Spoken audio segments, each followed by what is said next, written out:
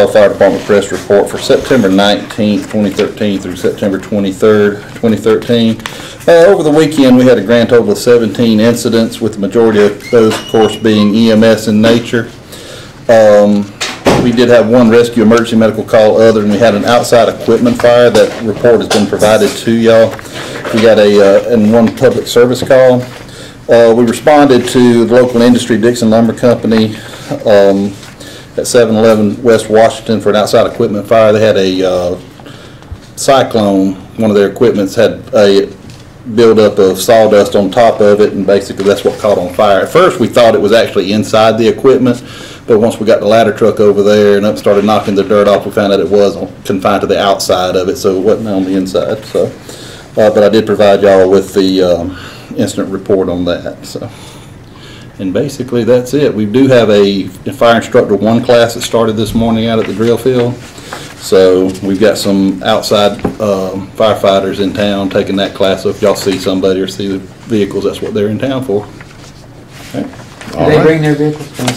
Sometimes they do. A lot of times, say like I've got an EMS vehicle. When I go to a class outside of town, we take it instead of taking our personal vehicle. So sometimes you'll see like an Enterprise car or something like that. That way, you know, we don't require them to take their personal vehicles. If we do, we pay them per diem. So a lot of times it's just easier to say, here's the keys, here's the credit card, go for it. They didn't bring a fire truck up. No, sir. They wouldn't bring anything like that. All cleaning services strive to be like Pelham Cleaning Service, because Pelham Cleaning Service uses the best equipment and has the knowledge to do the job right. Pelham Cleaning Service, located at the corner of Dale Road and West Washington Street in the Fish Market.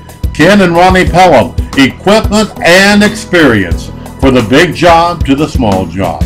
Call 695-6877. That's 695-6877. Is that the first time y'all deployed the ladder truck? No, but that is the first time we've deployed it at the local industry like that, yeah. I mean, we've responded to it a couple of times, but that's the first time we've actually had to.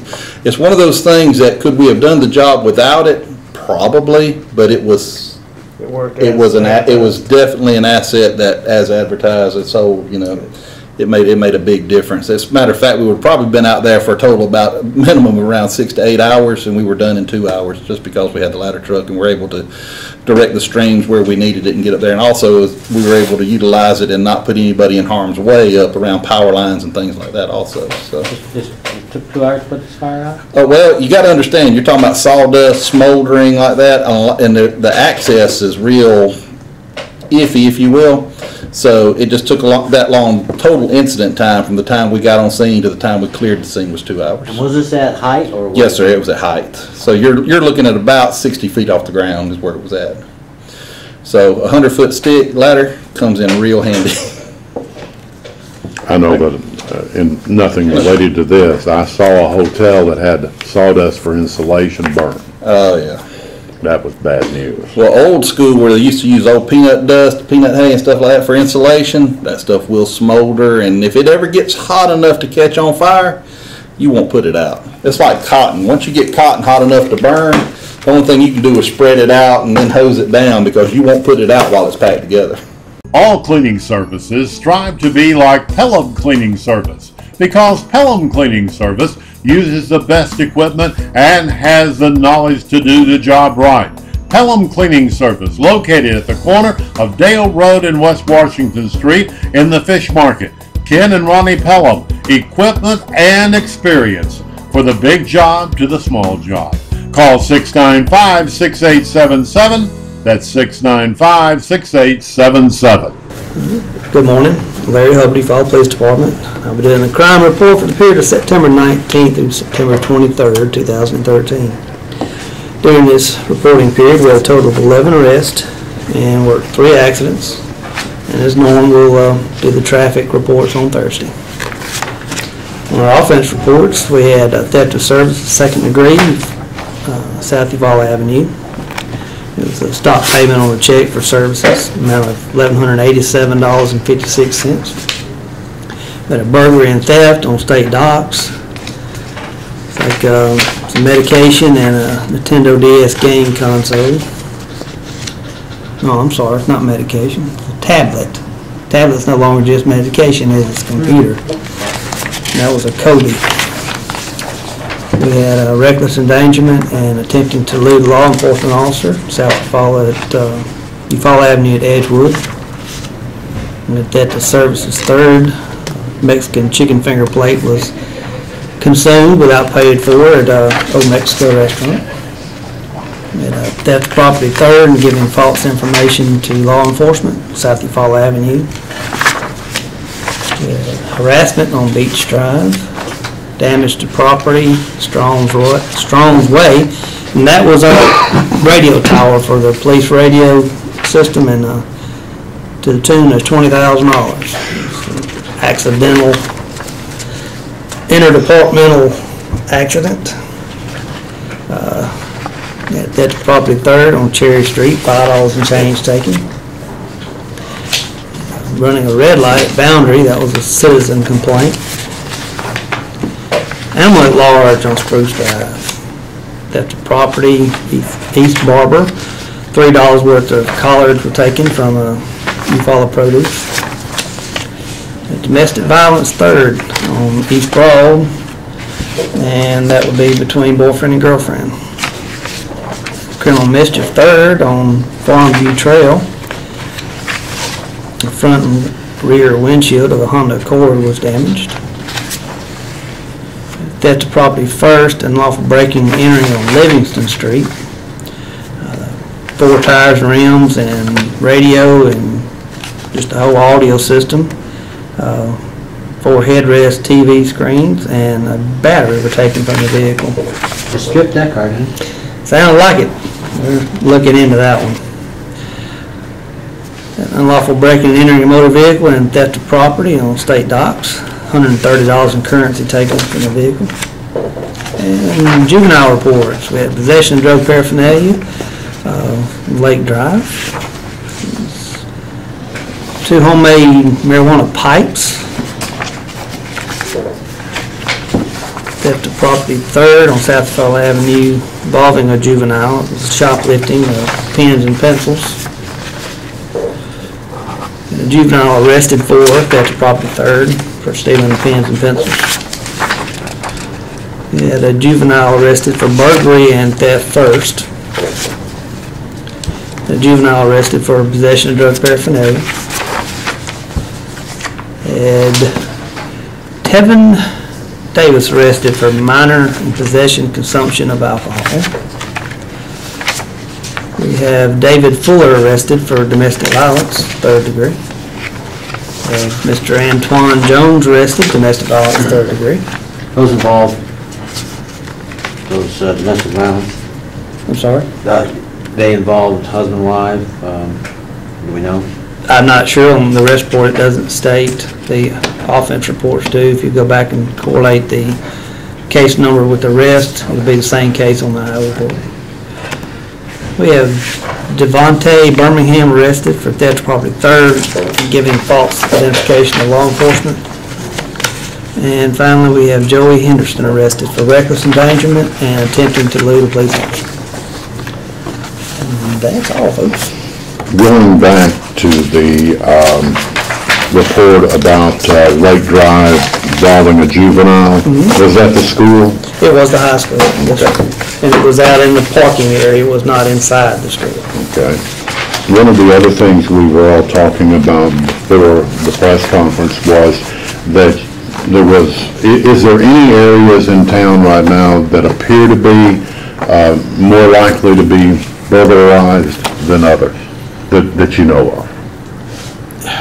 From what I know right now, it's all pretty much widespread. There's no certain area that is being targeted, unless you say north of town or middle of town or south of town. No.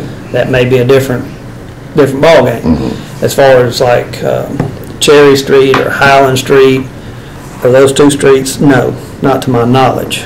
But I will look into that and let you know if I come up with something different. If you take all the crimes from theft to harassment, domestic violence, and all that, and put it in there, the answer may be yes. But if you're talking about burglaries, no. Breaking and entering motor vehicles, no. It just depends on what, what scenario you want to run it with. But I will look into it and let you know if I find anything different. Okay, thank you very much. Police tower, how long do you think that'll be down? I'm not sure. They have to actually replace the whole tower and get repeaters up, and that's not something we do. They're 2 or 3 hours away, the ones that do it, so it may be a couple of weeks. We are running on a limited basis, but we are up and running. We were that night. They came down from, I'm not even sure where it's at. They drove 2 or 3 hours down here to get us up and running. Do they have to put that repeater up someplace else off of a tower, or? No, they used a part of the structure that was damaged, but it's way too low to get optimum performance out of it. It was the craziest thing. I was just driving along and this squirrel came out of nowhere. Wow. The good news is, Alpha has the largest customer service team in Alabama. So you'll be dealing with people here, not all over the country. Awesome. Really not a scratch on it. You are lucky.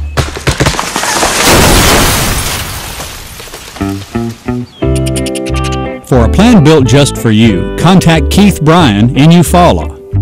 Approximately how tall is that tower? I don't know. You don't know? The one that fell was 100 feet. We're looking at revamping it and going up to about 120 feet. So kind of out of the adversity of the incident, there may be some improvements come out of it that we're looking to do anyway. So the timing for something like that to occur was not, I mean, it's not something that should have happened, but the timing is kind of fortuitous that we can make improvements out of that stuff we were planning to do anyways. Good time to replace cables that had been there for 40 years, antennas that had gotten old and degrade over time anyways. So, Okay. Goes 100 foot, and we're going to replace it with one that's 120 feet, so we'll get some benefit out of it, unfortunately. I've got more of a technical question about it. Is it a self-supporting tower or a guide tower? you mean guide wire? Yeah, guide wires. Wires. That's what I figured. Okay. That'll make it pretty easy to replace. Yeah, it's just a matter of getting the tower in place and seeing what's the best way to do it. I understand we're going to be able to combine, instead of having various separate antennas, we may be able to combine more efficient antennas. The fire department uses the same tower. The repeater hardware or the electrical portion is actually on the ground anyways. What's up in the air is the antenna. Right now the antenna is only about 30 or 40 feet off the ground, maybe not even that. It might be much lower. But it's next to a water tank that is 80 feet tall. So the water tank is blocking the signal to a degree to the northeast portion. I think right, but anyways, to a portion. So there'll be some improvements we're going to make anyways that would have involved changes to that tower, so it's not all bad. What I told the newspaper the other day is that trying to plan for emergencies anyways in case we had a repeater failure. I guess thinking more in terms of the weather knocking something down or knocking power out where the repeater wouldn't function. Within the last month we've programmed our cars and we're working with our handhelds now to program a feature that bypasses the repeater where we can still communicate with each other. It's on a much lower power signal, but we already had that in we'll say 9 out of 10 of our vehicles, so it really didn't slow us down. We're just having to go through alternate means to communicate, but we're still communicating. You mentioned cell phones as well, am I correct? Cell phones, that the officers use some cell phones. Well, right, everyone has, of course, nowadays everyone has a cell phone. Some people have city-provided cell phones depending on their assignment, but the tower that fell down was not a cell phone type tower.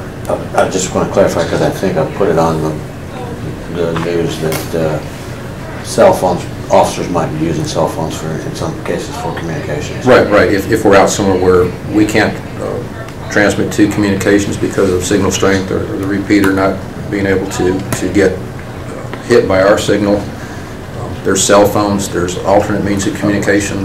Most of our cars have other frequencies, including the Barber County 911 programmed in, where we can just go to an alternate means. It's usually the standardized thing to do it quickly is be on our primary frequency and not have to switch to an alternate frequency that would work, but just the time involved in switching a radio over to another frequency. Water department employee with a backhoe is the one that made the damage there. Just checking my notes. Yes. One of the things I'd like to compliment the department on is that I was listening to a scanner this weekend when all this was happening, and I would like to compliment everybody on how they handled the situation. Now, I didn't know what was wrong, but I could tell there was a problem. Well, it's everyone working together. It happened Friday afternoon, pretty much right at closing time, or for business, closing the business day around 5 o'clock. Even the water department, you work in an environment where there's a lot of close equipment, working in tight spaces. It's something anyone could have done. It's not that there's someone that's untrained out there just haphazardly working. It's an environment where accidents do handle. You try and manage your risks, and part of managing the risks is working together. Where the water department, including their department manager, was out there within a very short time, within minutes, to work with getting the radio people on site that were on call to come out. The fire department, same thing. So the downtime was minimal, and actually while the repeater the antenna was laying on the ground, it was still functioning. It's just because it's a line of sight signal, the higher it is, the more reach it has. But the antenna was laying on the ground, but it never quit working totally. With regard to this, they repossessed this guy's tires, or it looks like this looks like a repossession kind of thing, where they come and say, "Hey, you got all these goodies, we're taking." I'm not thinking repossession, no, sir. I'm thinking he's looking into. Okay. Sure, the chorus, my name is Lucky, and the reason they calls me Lucky is cause I got all of this money, and the reason I got all of this money is because I sells me gold on Dale Road. Sell your gold on Dale Road. Sell your gold on Dale Road. Mr. Pond buys gold on Dale Road. Mr. Pond buys gold on Dale Road. Sell your gold on Dale Road. Sell your gold on Dale Road.